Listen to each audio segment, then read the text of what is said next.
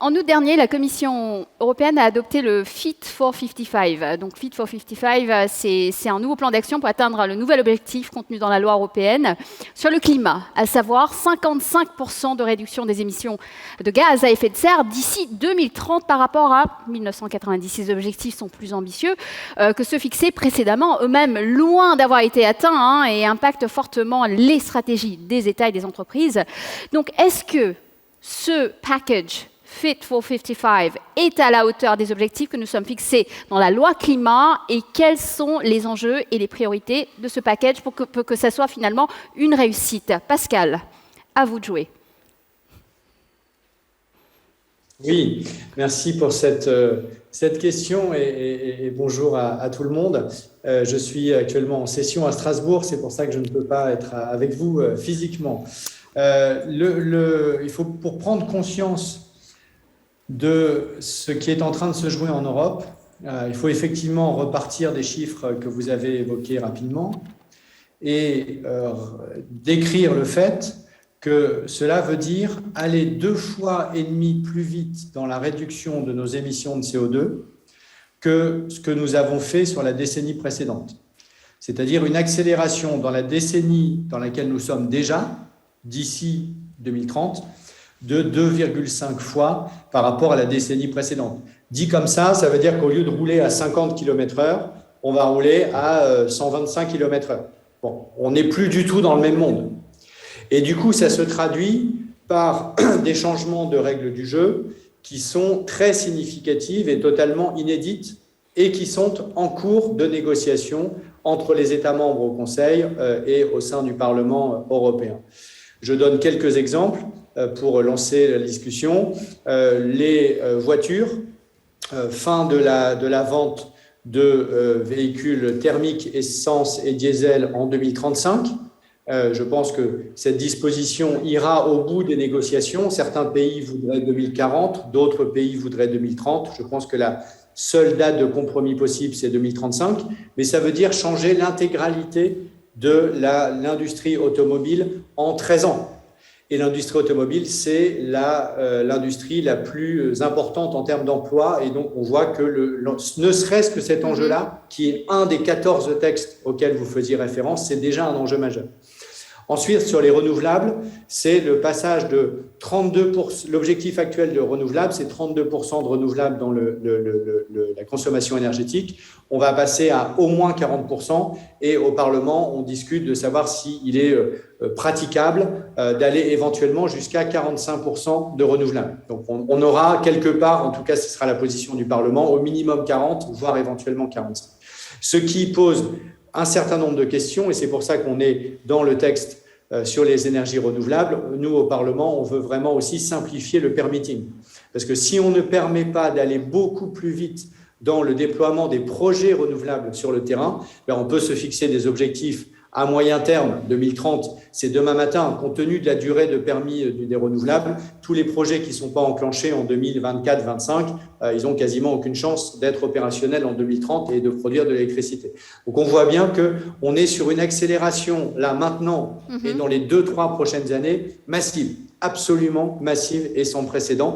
Et je ne vous ai donné là que 2 exemples, à savoir les renouvelables et les voitures. Donc oui, on est sur quelque chose de totalement inédit qui, et je finis là-dessus pour que tout le monde voit l'ampleur de ce qu'on est en train de faire, le paquet climat que vous avez évoqué, le Fit for 55, c'est 14 textes.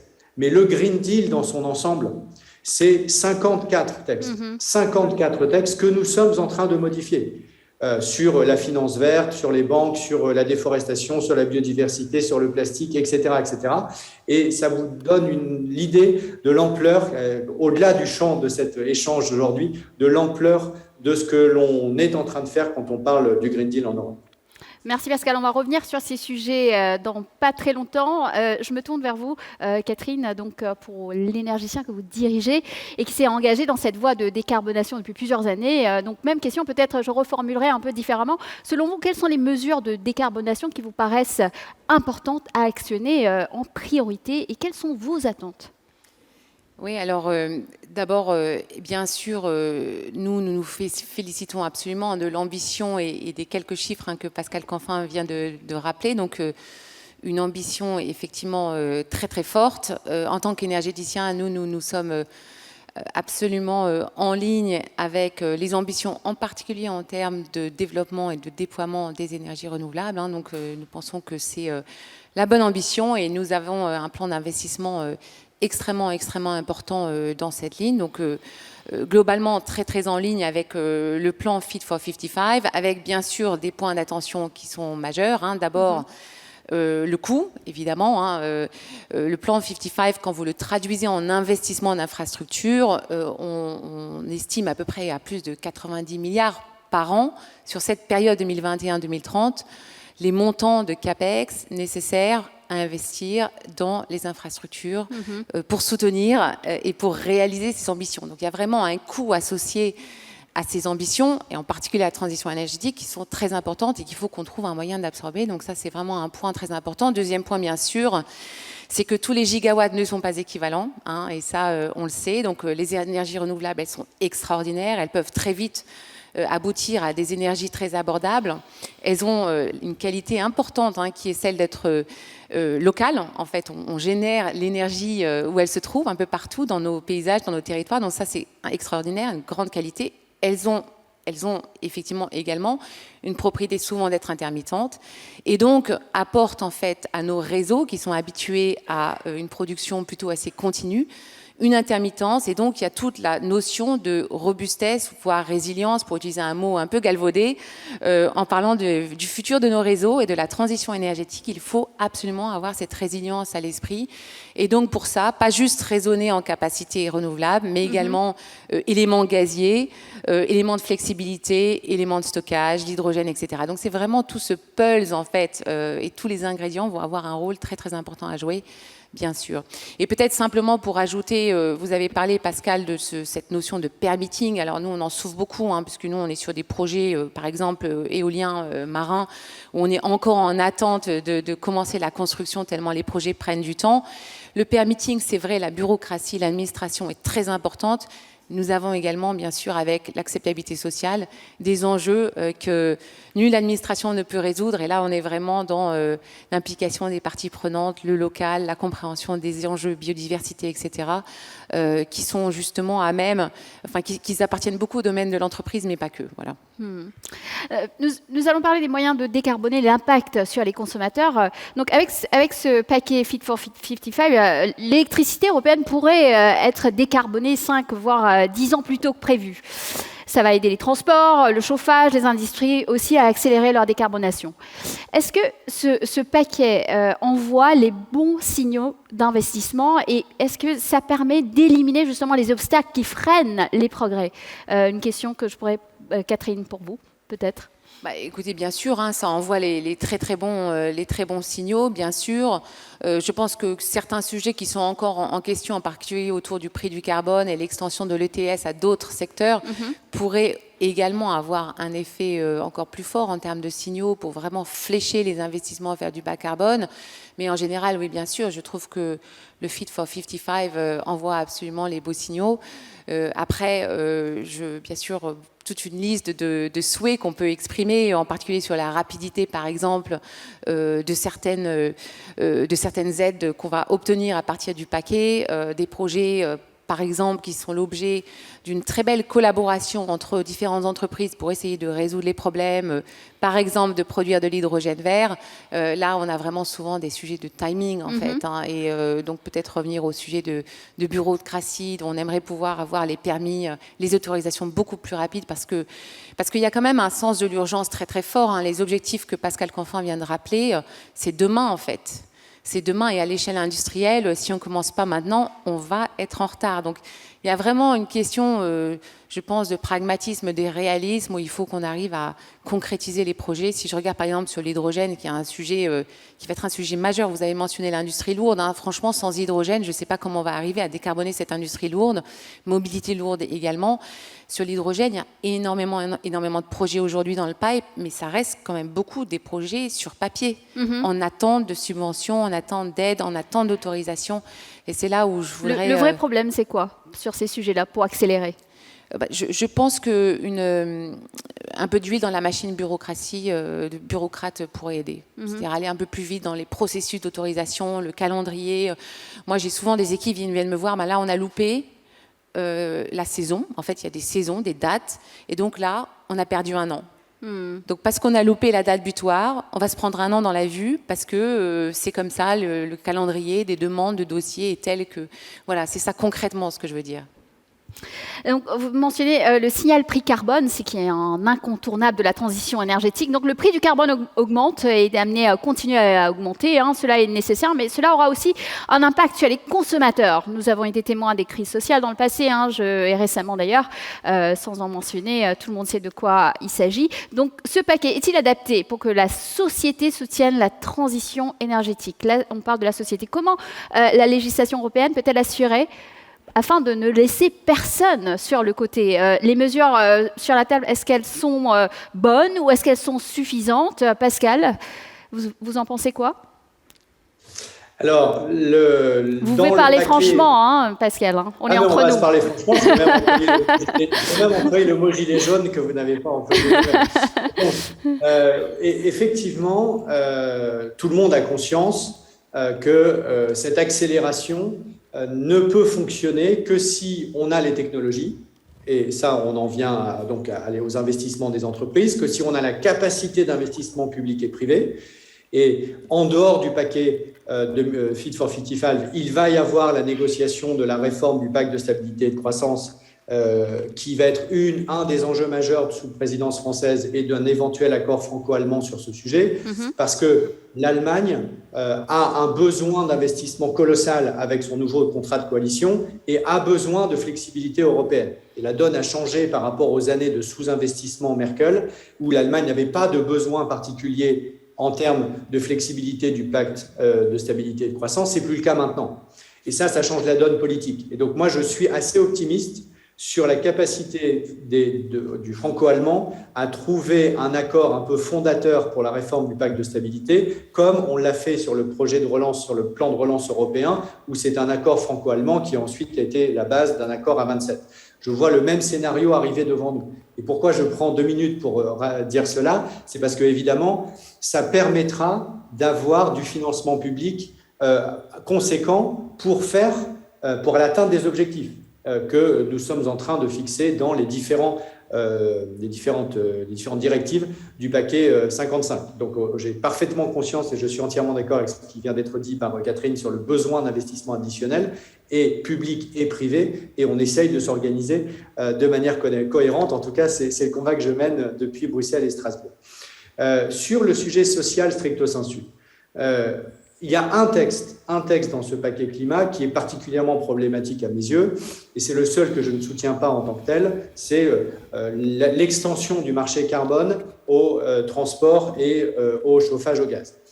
Il y a et c'est pour ça que nous sommes en train de travailler à ce que j'ai appelé une recalibration profonde de cette extension.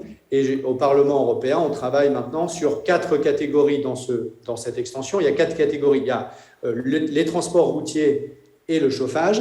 Et à l'intérieur de ces 2 catégories, il y a ce qui concerne les entreprises et ce qui concerne les particuliers. Et je pense qu'un bon point d'atterrissage, c'est de sortir tout ce qui concerne les particuliers, parce qu'il y a trop de frottements, trop de risques sociaux, trop de risques politiques, trop de dilemmes du locataire et du propriétaire, etc., etc. Et je pense qu'on ne s'en sortira pas. En revanche, on peut imaginer garder l'extension de ce marché carbone pour les entreprises, c'est-à-dire en gros les routiers d'un côté et l'immobilier tertiaire de l'autre, en commençant éventuellement uniquement par l'immobilier tertiaire, ce qui fait, pour le coup, consensus entre nous, c'est assez cohérent de mettre un prix du carbone là-dessus. Pour les routiers, peut-être dans un deuxième temps, et clairement être extrêmement prudent sur les catégories liées aux particuliers. En faisant cela, je trouve qu'on commence à dessiner un bon compromis européen typique où personne ne perd la face, mais où on a, nous, évacué le principal sujet politique que vous avez évoqué, à savoir refaire une sorte de vague de gilets jaunes liée au paquet climat européen. C'est pour moi le seul sujet sur lequel la question sociale se pose vraiment. Si on arrive à le sortir du paquet, je pense que le reste, on saura gérer. Merci Pascal. Catherine, pour revenir sur ce paquet Fit for 55, pour vous, ça apporte des bonnes réponses. Vous parlez souvent de la transition abordable, résiliente. Et est-ce que ça répond à ces enjeux? Oui, alors, comme je disais un petit peu tout à l'heure, moi je pense que ça répond, ça pose les bonnes ambitions. Après, le chemin pour atteindre cette transition, à mon avis, reste encore quand même à préciser. Je pense notamment au mix énergétique européen futur. Je trouve qu'on a bien sûr une Europe intégrée du point de vue de l'énergie, et je pense que c'est une source de résilience naturellement, car les pays s'aident les uns les autres, et ça c'est important, c'est aussi ça l'Europe à mon goût. En revanche, chaque pays aujourd'hui prend des décisions qui sont complètement structurantes pour le futur bouquet énergétique de l'Europe. Et j'aimerais m'assurer qu'à l'horizon 2030, 2040, 2050, on a bien cette vision globale de ce que sera effectivement le mix énergétique européen, une fois actées chacune des décisions prises par les États, malheureusement un petit peu quand même aujourd'hui, individuellement. Donc notamment, bien sûr, l'Allemagne qui arrête le nucléaire, qui arrête le charbon enfin, et ça c'est très bien, c'est une très bonne nouvelle, qui va d'ailleurs accélérer sa sortie du charbon, qui arrête le nucléaire, la Belgique qui arrête, avec Engie, et nous allons arrêter le nucléaire aussi. Donc voilà, chaque décision est prise. Maintenant, comment tout ça va finalement se compenser, quel gigawatt pour quel gigawatt, la résilience, la robustesse et le coût de tout ce nouveau système énergétique. Parce que quand vous regardez en fait l'horizon, le calendrier, on parle de transition, moi j'appelle ça presque une révolution. Et dans une révolution, souvent il y a des discontinuités. Les discontinuités, c'est pas bon pour le social, c'est pas bon pour le coût, c'est pas bon aussi pour la sécurité d'approvisionnement. C'est quand même, on se rend pas compte, mais on a quand même une chance extraordinaire en Europe de pouvoir avoir de l'électricité quasiment tout le temps. Ça, c'est un luxe qu'on ne peut pas perdre. Et donc voilà, donc je pense que Fit for 55, magnifique ambition, la traduction de ces ambitions en images et visions et en tactique cohérente au niveau de l'Europe et ensuite déclinée dans chaque pays, me semble aujourd'hui un petit peu encore flou, pour dire les mots gentiment. Merci Catherine. Alors, on voit, on en a parlé tout à l'heure dans le débat juste avant, je ne sais pas si vous avez eu l'occasion d'assister, mais les turbulences actuelles sur les prix, leur impact sur le porte-monnaie des ménages et sur la compétitivité des entreprises renvoient finalement à la très grande complexité du contexte énergétique de l'Europe et des choix de politique énergétique à la maille nationale, mais avec des décisions européennes qui sont potentiellement très impactantes. Les discussions sont vives sur le projet de règlement européen, sur la taxonomie depuis plusieurs mois et notamment sur la question de l'inclusion du nucléaire et du gaz dans la catégorie des investissements pouvant être considérés comme verts ou durables sur le plan environnemental. Quelle est votre position sur ce sujet, Pascal Canfin? Je savais qu'il y aurait sur la taxonomie. Non, mais oui, vous n'allez pas y échapper. Je vais vous redire. C'est bientôt Noël, c'est un cadeau, donc allez-y. Aucun problème. C'est comme j'ai présidé la négociation de la taxonomie en 2019. Et je peux vous dire que je ne pensais pas que lorsqu'on a trouvé l'accord en 2019, je ne pensais pas que 2 ans plus tard, ce serait un sujet absolument récurrent de toute interview possible ou de toute question au président de la République, par exemple. Donc, plus sérieusement, d'abord, je vais aller le plus vite possible, mais enfin, j'ai besoin d'un tout petit peu de temps pour exprimer quel est, je pense, le bon compromis. Le bon compromis, c'est celui qui, même si le gaz et le nucléaire sont 2 technologies qui n'ont strictement rien à voir, ceux qui poussent le gaz ne peuvent pas gagner sur le gaz si la France ne gagne pas sur le nucléaire, et ceux qui poussent le nucléaire ne peuvent pas gagner sur le nucléaire si ceux qui poussent le gaz ne gagnent pas aussi sur le gaz. Donc on a les 2 qui sont liés dans un deal politique qu'on aime ou qu'on n'aime pas. Le deuxième élément, c'est que si le gaz et le nucléaire viennent dans la taxonomie, alors je pense qu'il faut un certain nombre de conditions pour que ce soit praticable. Le premier argument, c'est de dire qu'il faut qu'il y ait pour les investisseurs l'obligation d'avoir un système de disclosure, de transparence obligatoire pour ces deux technologies-là, qui sont les deux technologies qui sont les plus sensibles sur le plan politique et qui peuvent potentiellement, ou pas, poser problème à un certain nombre d'investisseurs qui voudraient être fossil-free ou d'autres qui voudraient être zéro nucléaire. C'est la réalité. Il y a des pays où c'est comme ça, il y a des fonds ESG, c'est comme ça. Je ne suis pas là pour dire que c'est bien ou c'est mal, c'est juste la réalité de marché. Et donc, si ces fonds-là ne peuvent plus utiliser la taxonomie parce qu'ils diraient « moi, je veux être fossil-free et dans la taxonomie, il y a du gaz » ou « je veux être nucléaire-free et dans la taxonomie, il y a du nucléaire, donc je n'utilise plus la taxonomie », on a collectivement tous perdu la capacité de l'Europe à être un standard setter, comme on dit en bon français, à l'échelle internationale. Donc, il faut qu'il y ait un mécanisme de flexibilité qui permette aux investisseurs de cocher la case. Est-ce que je prends toute la taxonomie sans le gaz, toute la taxonomie sans le nucléaire, toute la taxonomie sans les deux, comme ça tout le monde s'y retrouve. Mais le gaz et le nucléaire sont néanmoins dans cette taxonomie. Deuxième élément, je ne pense pas que ni le gaz ni le nucléaire ne puissent être dans la catégorie verte de la taxonomie. Dans la taxonomie, il y a trois catégories. Trois catégories, c'est vert, facilitateur et utile à la transition. Je pense que le compromis politique pour le nucléaire, entre ceux qui disent jamais de la vie parce que le nucléaire, ça fait des déchets, ça comporte des risques, et ceux qui disent bien sûr le nucléaire est utile à la décarbonation, ce qui est parfaitement vrai, mais c'est aussi vrai que ça fait des déchets et que ça comporte des risques spécifiques. Bien, le bon compromis entre les deux, c'est dans la catégorie transition de la taxonomie. Et j'insiste sur ce point, c'est utile à la définition n'est pas l'industrie est en transition. La définition est, c'est une technologie, utile à la transition sans être verte. Ce qui me semble être la bonne définition du nucléaire. Et pour le gaz, il y a des conditions supplémentaires, parce que le gaz est une énergie fossile, qui peut être utile dans certains cas de figure à la transition, et il faut lister ces cas de figure, et pour moi, il y en a trois, c'est très simple, c'est uniquement quand ça remplace le charbon, donc le cas allemand, mais pas le cas belge auquel faisait référence Catherine à l'instant, et évidemment le cas polonais, et uniquement dans ce cas-là. Deux, si c'est limité dans le temps, parce que ça permet de prendre le gain court terme de la baisse des émissions par rapport au charbon, mais on sait très bien que le gaz, si on ne change pas sur le biogaz, l'hydrogène, etc., à ce moment-là, le gaz il est incompatible avec la neutralité climat 2050. Donc il faut forcément que ce soit limité dans le temps. Donc au plus tard en 2030, c'est quelque part entre 2025 et 2030 pour le lancement des nouvelles infrastructures gazières taxo-compatibles. Et le troisième élément, c'est que ce soit compatible avec le principe du do not harm, c'est-à-dire 270 grammes de CO2 sur l'ensemble du cycle de vie du projet. J'insiste sur ce point puisque j'ai eu l'occasion d'en parler assez longuement avec les équipes d'Engie. C'est l'ensemble du cycle de vie du projet et pas l'infrastructure que vous mettez, que vous commissionnez sur le réseau au moment où vous le commissionnez, c'est-à-dire, en gros, ce que vous savez faire de mieux, c'est à peu près 350 grammes de CO2 par kilowattheure.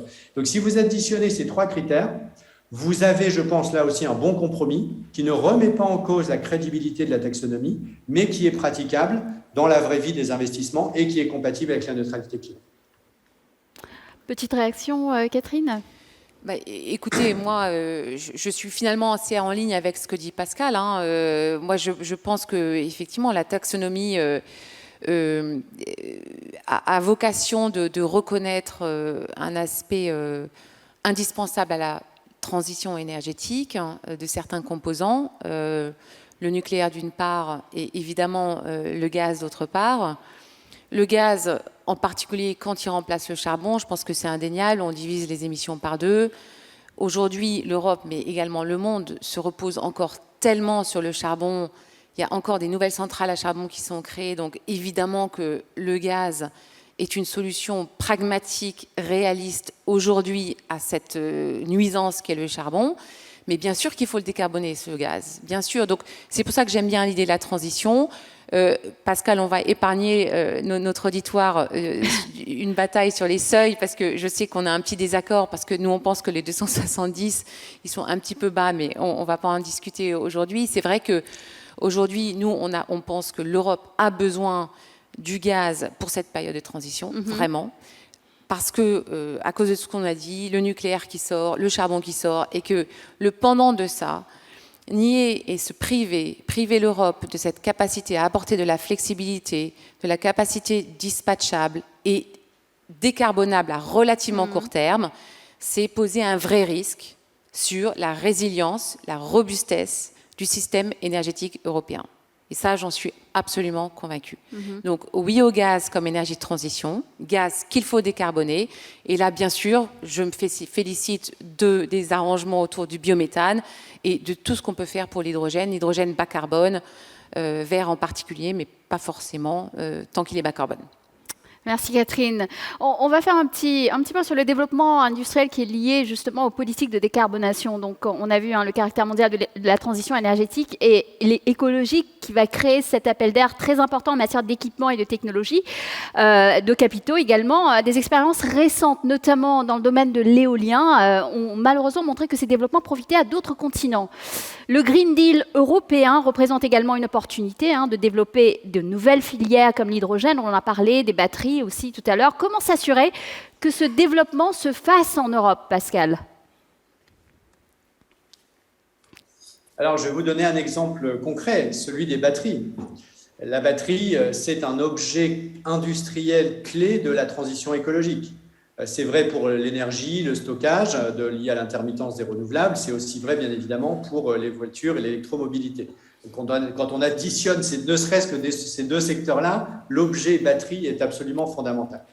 Et c'est pour ça qu'on a une directive spécifique sur les batteries qui devrait être adoptée dans sa version finale sous présidence française, probablement avant l'été, juste avant l'été, où nous sommes en train de négocier le fait de massifier considérablement la production de batteries en Europe, à la fois par l'investissement et par les standards. Donc, par les standards, c'est la directive, c'est-à-dire qu'en gros, on met des standards qui améliorent considérablement les exigences environnementales des batteries, que ce soit en amont, sur les matières, le minier, etc., que ce soit sur l'aval, avec la recyclabilité, puis le recyclage, ou la réutilisation de la batterie pour avoir une deuxième vie, une troisième vie. Et puis le deuxième élément, c'est le fait que ce soit produit, que cette batterie meilleure sur le plan environnemental soit produite en Europe. Et là, il faut regarder la réalité en face. On n'était nulle part il y a 5 ans, nulle part. On importait 100% des batteries qu'on faisait. Maintenant, vous avez des gigafactories qui soit sont déjà construites, soit en construction, quasiment partout en Europe, Est et Ouest, ce qui est politiquement très important. Et donc, on a été capable, c'est un très bon exemple, en faisant l'Alliance pour les batteries, en changeant le régime des aides d'État, etc., on a été capable de mobiliser la capacité financière et la capacité industrielle autour d'un objet clé de la transition. Et c'est, je pense, un très bon exemple de la capacité de l'Europe à mettre en œuvre ce que nous, on appelle un concept clé qui est l'autonomie stratégique, qui est de dire, quand on s'aperçoit qu'un objet industriel est un enjeu stratégique majeur, et c'est le cas par exemple pour les semi-conducteurs aujourd'hui ou pour d'autres sujets, eh bien on doit être capable de le produire en Europe aussi. Pas forcément 100%, on n'est pas pour un monde fermé évidemment, mais notre capacité de résilience doit être là et notre capacité industrielle doit être là. Et je trouve que la batterie, qui était un échec il y a 5 ans, est en train de devenir plutôt une success story et je m'en réjouis. Catherine, vous voulez rajouter quelque chose sur... Écoutez, non, peut-être simplement de dire, c'est vrai que la crise Covid nous a quand même rappelé la fragilité de nos supply chains en général. Et donc, c'est vrai que pour des sujets aussi stratégiques que l'énergie, s'assurer que nous ne sommes pas en dépendance totale d'un certain pays pour, par exemple, l'appro de certains composants qui vont constituer nos PV, nos panneaux solaires ou bien nos éoliennes. Moi, ça me paraît très important, au-delà, bien sûr, de la vertu d'avoir plus d'emplois en Europe, bien sûr. Et peut-être, rappelez-nous un petit peu en matière d'énergie électrique renouvelable par Engie, comment ça se passe chez vous? Donnez-nous quelques éléments. Là, vous appuyez sur le bouton, je crois que vous avez du temps, parce que ça, c'est un sujet, bien sûr, qui me passionne. Donc, effectivement, on est aujourd'hui chez Engie en plein recentrage, en accélération dans nos investissements dans les énergies renouvelables.